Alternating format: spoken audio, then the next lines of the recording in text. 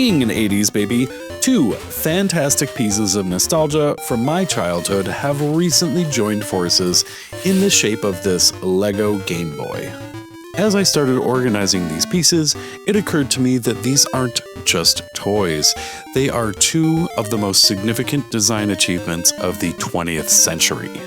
So while I assemble this build, I thought it would be a perfect time to go over some fun Lego and Game Boy facts that I didn't know and you may not have either.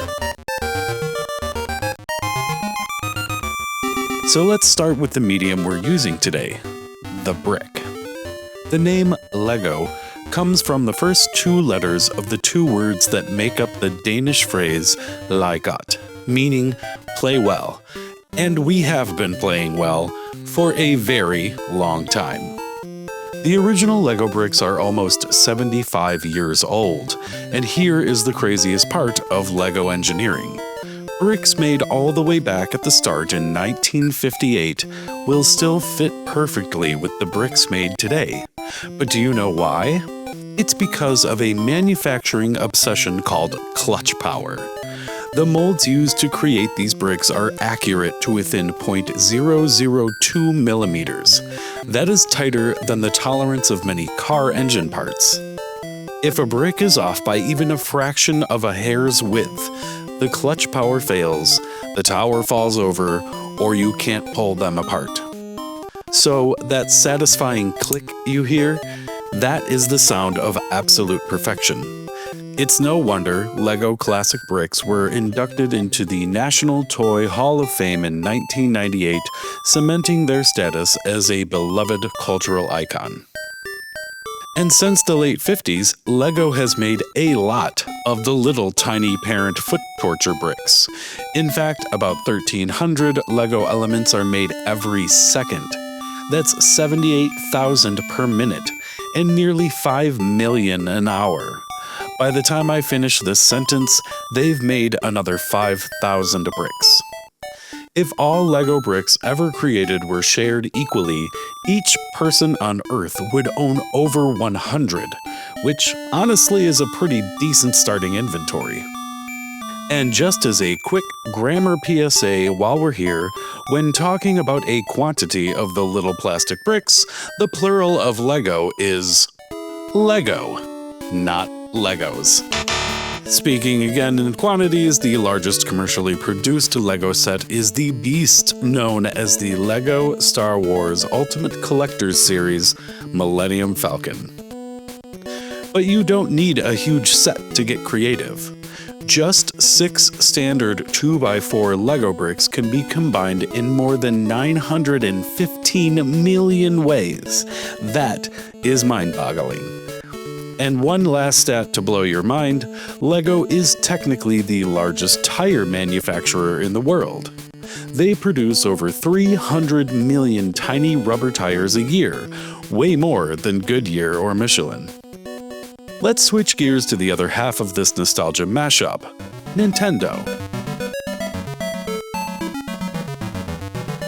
Being even older than Lego, Nintendo was founded way back in 1889. But they didn't have their first official collaboration with the Lego company until 2020 when they debuted the first Mario set. Once that door opened though, they really went all in. We've since seen Lego sets based on Super Mario, Animal Crossing, The Legend of Zelda, and even classic Nintendo hardware, including this Game Boy.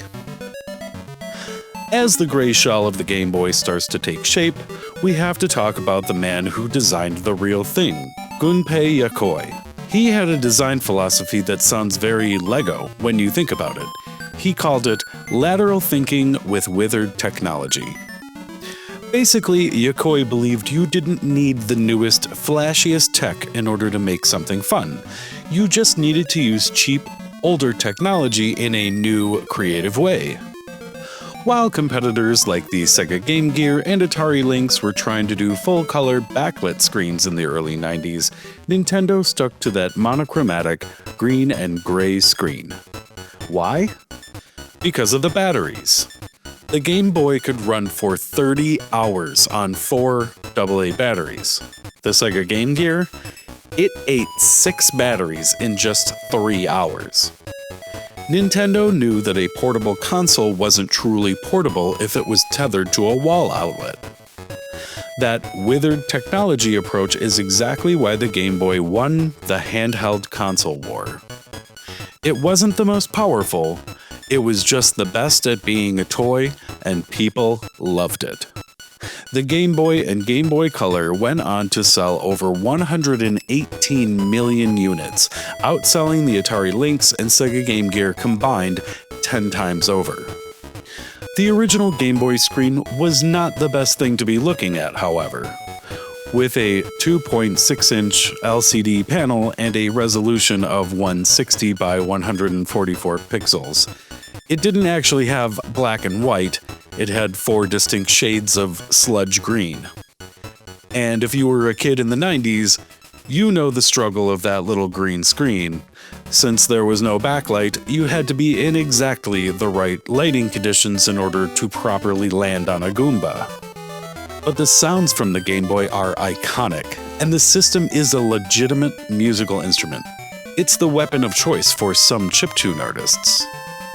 Because the chip has 2 square waves, 1 programmable wave, and a noise generator, artists can use cartridges like Little Sound DJ to turn this toy into a full synthesizer.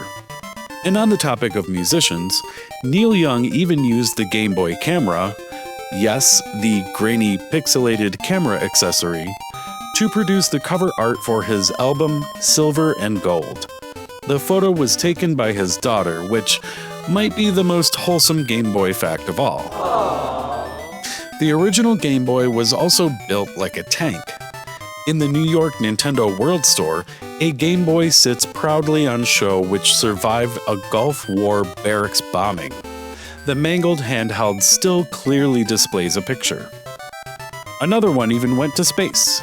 In 1993, Soviet cosmonaut Alexander Serebrov took his Game Boy on his TM-17 space mission. It was auctioned later for over $1,200 and is said to have orbited Earth over 3,000 times, which officially makes it one of the most well-traveled gaming systems ever. We can't talk about the Game Boy without talking about the game that sold it, Tetris. In 1989, Nintendo made the brilliant decision to bundle Tetris with every Game Boy. It was the killer app. It introduced the Tetris effect, where you play so much you start seeing falling blocks in your sleep. But here's a fact that I wasn't aware of at all. Tetris wasn't just about single player. The Game Boy link cable was originally designed for a racing game called F1 Race, but Tetris is apparently what made that cable famous. Satoshi Tajiri, the creator of Pokemon, saw 2 kids playing Game Boys with a link cable and imagined little monsters crawling back and forth along the wire. That vision is literally how Pokemon was born. And with that, we have it. The 8-bit icon immortalized in LEGO bricks. Now, I dropped a lot of stats today, but I know that the LEGO and Nintendo communities both run quite deep, so if I missed any fun LEGO or Game Boy facts that you'd like to share, head down to the comments to fill us in. If you'd like to share your favorite LEGO or Game Boy memories from back in the day, I'd love to hear those too. If you enjoyed this chill build and want to see more design-focused gaming content, feel free to leave a like and subscribe to the channel. I really do appreciate you taking the time to watch. Play well, and I'll see you next time.